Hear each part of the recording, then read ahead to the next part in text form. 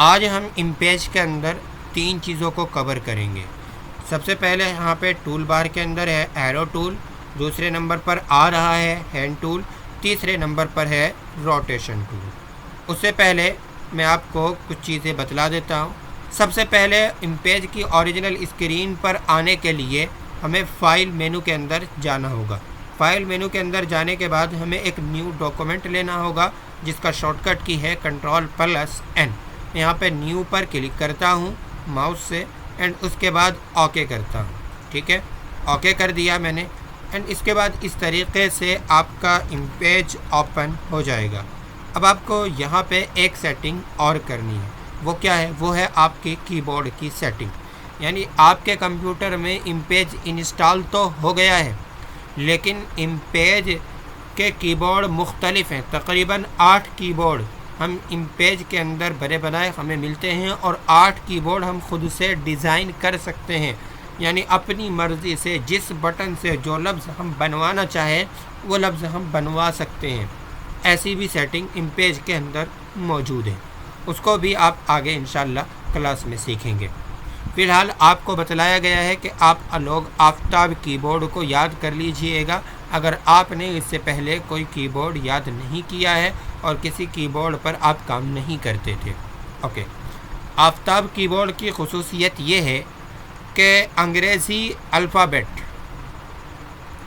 जिस लफ्ज़ की आवाज़ देते हैं उमूमन, कायदा कुल्लिया नहीं है, उमूमन उसी लफ्ज़ से जो है उर्दू का वही लफ्ज़ बनता है। जैसे सी से सा बनता है, टी से ता बनता है, आर से रा बनता है। ओके, अब तो हमें अब सबसे पहले क्या करना है? कीबोर्ड की सेटिंग करना है ताकि जो कीबोर्ड हमने याद किया है उसी कीबोर्ड के अकॉर्डिंग हम टाइपिंग कर पाएंगे। तो उसके लिए हम जाएंगे एडिट मेनू में। ओके, एंड इसके बाद हम जाएंगे प्रेफरेंस में, इसके बाद जाएंगे हम कीबोर्ड प्रेफरेंस में।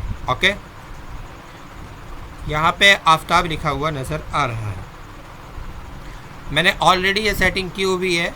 आप अगर पहली मर्तबा इंस्टॉल करेंगे तो यहाँ पे मोनोटाइप लिखा हुआ आएगा और फिर आप हमारे बतलाए हुए कीबोर्ड के अकॉर्डिंग लिखना चाहेंगे तो नहीं लिख पाएंगे। ठीक है, तो आपको यहाँ पे आफ्ताब कर लेना है, या अगर आप फ़ोनेटिक यूज़ कर लेते हैं तो यहाँ पे फ़ोनेटिक आप कर लीजिएगा। ठीक है, मैं अभी आफ्ताब ही कर लेता हूँ एंड इसके बाद मैं आफ्ताब कीबोर्ड पर क्लिक करता हूँ। ये यहाँ पे लिखा हुआ आ रहा है आफ्ताब कीबोर्ड व्यू, इसके ऊपर क्लिक करता हूँ। ठीक है, यहाँ पे क्लिक करने की आपको कीबोर्ड सेटिंग करने के लिए ज़रूरत नहीं है, लेकिन इसलिए मैंने आपको ये दिखाया है कि आप यहाँ पे देख सकते हैं कि किस लफ्ज़ से कौन सा लफ्ज़ बनेगा अगर आपके पास PDF मौजूद नहीं है। एंड यहाँ पे प्रिंट करके आप इसकी भी PDF बना सकते हैं। ठीक है, यहाँ पे मैं प्रिंट के ऊपर क्लिक करूँगा। ओके, एंड यहाँ पे कैनन आ रहा है तो मैं यहाँ पे Microsoft print to PDF select करूँगा। ये मैंने यहाँ पे Microsoft print to PDF select किया एंड अभी पोर्ट्रेट है, मुझे यहाँ पे लैंडस्केप करना है। ये मैंने यहाँ पे लैंडस्केप कर लिया है। ओके, मोर सेटिंग में जा कर के अगर आपको कोई और सेटिंग करनी है तो आप यहाँ पे भी वो भी कर सकते हैं। एडवांस में जाइएगा, लेटर हो रहा है अभी, मुझे A4 रखना है एंड ओके करता हूँ, फिर से ओके करता हूँ और यहाँ पे मैं प्रिंट के ऊपर क्लिक कर देता हूँ। ठीक है, जैसे ही मैं प्रिंट के ऊपर क्लिक करूँगा तो ये मुझसे पूछेगा कि आपको इस फाइल को, इस PDF को किस नाम से सेव करना है, महफूज करना है। तो मैं यहाँ पे डेस्कटॉप पे इसको महफूज करना चाहता हूँ। डेस्कटॉप पर क्लिक करूँगा पहले तो एंड इसके बाद मैं इसकी PDF का नाम दे देता हूँ Aftab keyboard. Okay, Aftab keyboard. इसके बाद मैं यहाँ पे सेव पर क्लिक करूँगा। ओके, और इसके बाद हम इसको क्लोज कर लेंगे एंड यहाँ पे हम ओके कर लेंगे। ठीक है, तो कीबोर्ड की सेटिंग हमारी कम्प्लीटली हो गई है। अब देखते हैं PDF बनी है नहीं बनी है। मैं यहाँ से मिनिमाइज़ कर लेता हूँ। ओके, मिनिमाइज़ को आप समझ ही गए। देखिएगा यहाँ पे ये हमारी PDF बन गई है। इस PDF को ओपन कर लेते हैं डबल क्लिक करके। कुछ इस तरीके की हमारी PDF बन करके तैयार होगी। इसको आप प्रिंट करके रख लेंगे या किसी और जनसेवा या ग्राहक सेवा केंद्र क्या होता है वो, उससे आप प्रिंट करवा लेंगे कि भाई हमारी ये PDF प्रिंट कर लो। अगर आप उससे कहेंगे कि भाई अपने कंप्यूटर में इमेज इंस्टॉल करो तो वो बिल्कुल तैयार नहीं होगा, है ना। तो उसके लिए यही है कि आप PDF बना लीजिएगा इस तरीके से और उसको प्रिंट करा लीजिएगा। मैं इस PDF को आप हजरात के ग्रुप के अंदर भी शेयर कर दूँगा। ओके, और जिन हजरात को PDF बनाना आ गया है, अगर आप में से किसी को PDF बनाना आ गया है, आप समझ गए हैं, तो आप बना करके ग्रुप के अंदर शेयर कर दीजिएगा। चलिए मैं इसको कर देता हूँ क्लोज। फिर से इमेज के ऊपर आ जाते हैं। एंड अब यहाँ पे दूसरे नंबर पे हमें क्या करना है, यहाँ पे मैं फ़ॉन्ट का साइज़ थोड़ा सा इंक्रीज़ कर लेता हूँ, 12 हो रहा है, यहाँ पे मैं कर लेता हूँ अभी 48, ताकि चीज़ें साफ दिखाई दे। ओके, अब इसके बाद मैंने आपको पहले बतला चुका हूँ कि जो वाइट स्क्रीन नज़र आ रही है राइट साइड में भी और लेफ़्ट साइड में भी, इसको कहा जाता है कैनवस एरिया। और ये यहाँ पे लाइन आ रही है, ठीक है, जहाँ पे अभी मेरा माउस पॉइंटर है, इससे आगे जो ये एरिया है इसको अंडर कैनवस एरिया कहा जाता है। एंड अब यहाँ पे देखिएगा सफ़े के चारों जानिब जो आधे इंच का मार्जिन छूटा हुआ है इसको अंडर डॉक्यूमेंट एरिया कहा जाता है। और जिस जगह अभी हमने फा टाइप किया है, ठीक है, इस पूरे एरिए को डॉक्यूमेंट एरिया कहा जाता है। यानी इस डॉक्यूमेंट के एरिया के अंदर, अंडर डॉक्यूमेंट एरिया के अंदर और अंडर कैनवास एरिया के अंदर हम काम कर सकते हैं। बाकी अगर आप यहाँ कुछ काम करना चाहें, जहाँ पे अभी मेरा माउस पॉइंटर है, यहाँ पे आप इन पेज के अंदर कोई काम नहीं कर सकते हैं। ओके, तो आप हजरात को ये चीज़ भी समझ में आ गई होगी।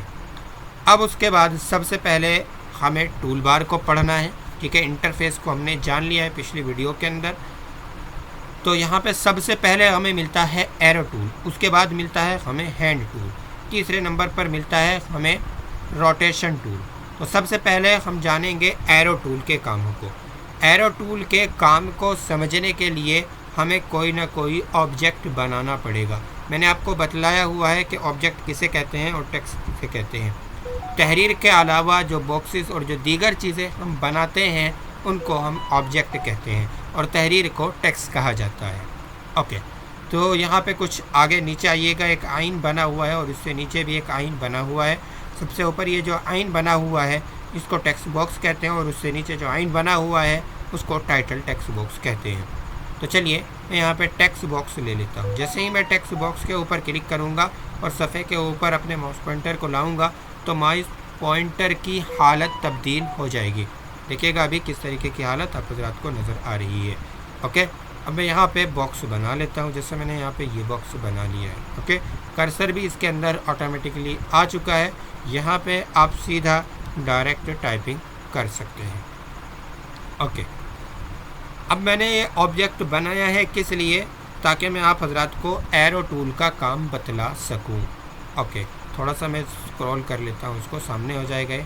ये है हमारा एरो टूल, इसको लेंगे। अगर एरो टूल के 3 काम होते हैं, पहले समझ लीजिएगा।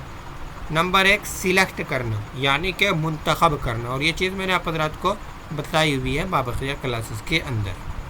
सिलेक्ट करना किसे कहते हैं। दूसरा, आपने जो ऑब्जेक्ट बनाया हुआ है उसको आप एक जगह से दूसरी जगह ले जाना चाहते हैं तो उसके लिए भी हम एरो टूल का इस्तेमाल करते हैं। आप अपने ऑब्जेक्ट को छोटा या बड़ा करना चाहते हैं तो उसके लिए भी हम एरो टूल का इस्तेमाल कर सकते हैं। तो चलिए, सबसे पहले हमने यहाँ पे एरो टूल लिया, उससे पहले एक बॉक्स बना लिया है। अब बॉक्स के दरमियान में हम माउस पॉइंटर को ला करके माउस का लेफ़्ट बटन दबाएंगे तो ये बॉक्स सिलेक्ट हो जाएगा। अगर मैं सीधा डायरेक्ट डिलीट बटन दबा दूं तो ये बॉक्स डिलीट हो जाएगा। मुझे डिलीट नहीं करना है तो मैं यहाँ पे कंट्रोल Z प्रेस कर दूँगा। ओके, ये वापस आ चुका है। अब देखिएगा, जैसे ही हमने इसके ऊपर ये दरमियान में क्लिक किया था तो हर तरफ काले काले नुक्ते से नज़र आ रहे हैं। ठीक है, तकरीबन 8 नुक्ते हर तरफ नज़र आ रहे हैं, एक ये इस कोने में, एक इसमें और 2 दरमियान में। 3 नोड्स, इनको नोड कहा जाता है। नोड्स जो नुक्ते से नज़र आ रहे हैं ना काले काले, इनको हम कंप्यूटर की ज़बान में नोड कहते हैं। ओके, अब इनमें से किसी भी नोड को के ऊपर माउस पॉइंटर को ले जाइएगा।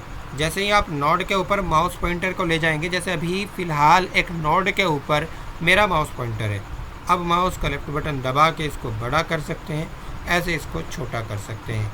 यानी जैसे आप अपने अकॉर्डिंग करना चाहें वैसे कर सकते हैं।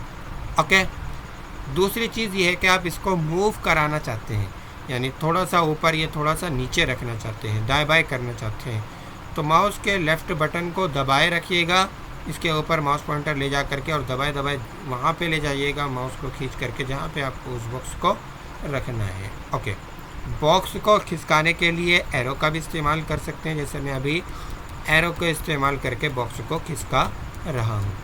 ओके, तो आई होप आपको जो है एरो टूल का काम समझ में आ गया होगा। अब उसके बाद चलते हैं हम हैंड टूल के ऊपर।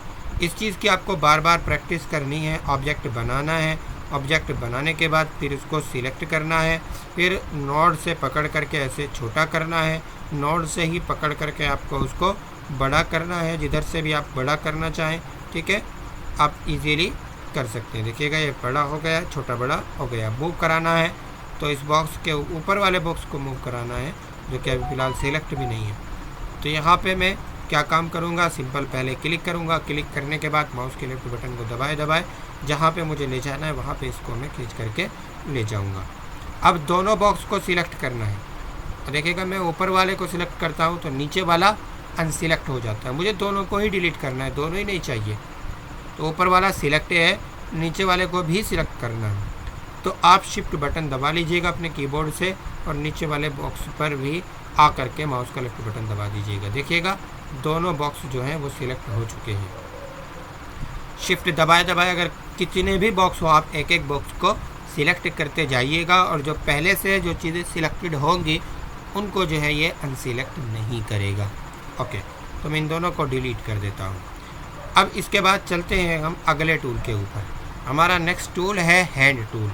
हैंड टूल के दो काम होते हैं। एक तो काम होता है इसका कि फाइल को राइटिंग मोड में लाने का, यानी कि जो आपकी फ़ाइल है वो राइटिंग मोड में आ जाए। जैसे अभी अगर मैं कीबोर्ड से बटन प्रेस करूँगा, कोई भी बटन प्रेस करूँगा, तो यहाँ पे सफ़े के ऊपर कुछ भी टाइप नहीं होगा। वहीं अगर मैं हैंड टूल के ऊपर क्लिक करूँ, यानी हैंड टूल लूँ। अच्छा, बहुत सारे स्टूडेंट यहाँ पे एक दिक्कत ये करते हैं कि जैसे वो पिक टूल पे गए ना, तो पिक टूल पे जा करके माउस को लेफ्ट बटन को दबाए ऐसे ला के छोड़ते हैं यहाँ पे। उससे कुछ नहीं होने वाला। ठीक है, तो आप यहाँ पे सीधा जिस टूल को भी लेना है उस टूल पर आप जा कर के क्लिक कर दीजिएगा, माउस का लेफ्ट बटन दबा दीजिएगा। ठीक है, मैंने हैंड टूल पे दबाया। ओके, अब यहाँ पे जहाँ पर भी मुझे लिखना है वहीं पर मैं क्लिक करूँगा, यानी कि माउस का लेफ्ट बटन दबाऊँगा। यहाँ पे मुझे अभी पहली लाइन में ही लिखना है, तो मैं यहाँ पे ये मैंने क्लिक कर दिया है। क्लिक करते ही हमारी फ़ाइल जो है वो राइटिंग मोड के अंदर आ गई है। इसी तरीके से जैसे हमने ये बॉक्स बनाया था, फिर उसके बाद हम पिक टूल के ऊपर चले गए थे, तो यहाँ पे जो कर्सर था वो ख़त्म हो गया था। इस कर्सर को लाने के लिए भी हम हैंड टूल पर जाएंगे, हैंड टूल को लेंगे। लेने का तरीका यानी कि यहाँ पर आप जा कर के हैंड टूल के ऊपर जाके माउस का लेफ्ट बटन प्रेस कर देंगे। हैंड टूल हमने ले लिया है। जब हैंड टूल पर आप होंगे तो इस तरीके का माउस पॉइंटर आपको दिखाई देगा। ओके, एक डंडा सा। अब मुझे इसको राइटिंग मोड में लेना है, तो इस पर मैं क्लिक करूँगा एंड यहाँ पे मैं जो भी लिखना चाहूँगा वो यहाँ पे मैं लिख सकता हूँ। ओके, अच्छा, एक स्टूडेंट को आज ये दिक्कत आई थी कि उन्होंने ये नीचे के बॉक्स बना लिए थे, तो लिखने के जो बॉक्स हैं ये ऊपर के दो ही हैं। एक आइन है जो बिल्कुल बंद है चारों तरफ से, और एक आइन है जिसमें नीचे से छोटे छोटे नुक्ते बने हुए नज़र आ रहे हैं। अब अगला मरहला होता है हमें इसको घुमाना है, रोटेट करना है। तो रोटेट करने का तरीक़ा क्या है, यहाँ पे रोटेशन टूल दिया हुआ है, इस वजह से मैं आपको बता रहा हूँ, नहीं तो रोटेट आप इससे ज़्यादा आसानी से और बेहतर तरीके से भी कर सकते हैं। जैसे हम यहाँ पे ये टूल ले लेते हैं। अब देखिएगा इस तरीके से नज़र आ रहा है। अब आप किसी भी कोने को पकड़िएगा और ऐसे जहाँ पर भी आपको रखना है वहाँ पर आप इसको रख सकते हैं। ओके, मुझे और रोटेट करना है तो मैं ऐसे जिधर भी आपको रोटेट करना है वहाँ पे आप रोटेट इसको कर सकते हैं। हम लोग जो रोटेट करते हैं किसी भी ऑब्जेक्ट को, वो यहाँ पे देखिएगा ऊपर नज़र आ रहा है 233। ठीक है, यहाँ पे जा कर के हम ज़ीरो कर देते हैं। ठीक है, जैसे मैं ज़ीरो कर देता हूँ एंड एंटर बटन प्रेस कर देता हूँ, तो इसका जो है रोटेशन जो है बिल्कुल ज़ीरो हो गया है और बिल्कुल सीधा ये बॉक्स बन चुका है। तो आज की क्लास के अंदर हमने पिछले सबक को रिवाइज़ किया और कुछ नई चीज़ों को सीखा। एरो टूल को सीखा, हैंड टूल को सीखा और रोटेशन टूल को सीखा। अब आपकी बारी है कि आप लोग जल्दी जल्दी से उर्दू टाइपिंग का कीबोर्ड याद कर लीजिएगा और कीबोर्ड याद करने के बाद ज़्यादा से ज़्यादा आप अपने इम्पेज सॉफ्टवेयर को डाउनलोड करके इंस्टॉल करके उस पर प्रैक्टिस कीजिएगा। मिलते हैं इंशाल्लाह।